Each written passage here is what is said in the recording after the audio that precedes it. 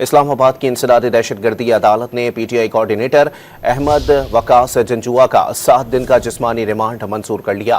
مزید جانتے ہیں ڈان نیوز کے نمائندے عمر بڑنی سے۔ جی عمر، اپڈیٹ کیجیے گا۔ جی بالکل، P T I coordinator Ahmad Waqas Janjua کو انسداد دہشت گردی عدالت کے جج طاہر عباس سپرہ کی عدالت میں پیش کیا گیا۔ دوران سماعت تھانہ سٹی ڈی میں درج مقدمے میں احمد وقاص جنجوعہ کے 15 روزہ جسمانی ریمانڈ کی استدعا کی گئی۔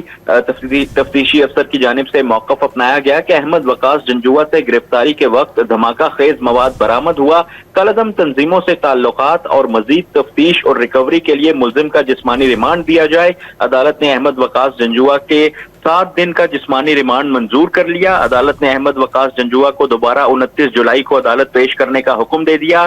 واضح رہے کہ P T I coordinator Ahmad Waqas Janjua کے لاپتہ ہونے کا کیس اسلام آباد ہائی کورٹ میں بھی زیر سماعت ہے۔ جی بہت شکریہ عمر بڑنی اپڈیٹ کرنے کے لیے۔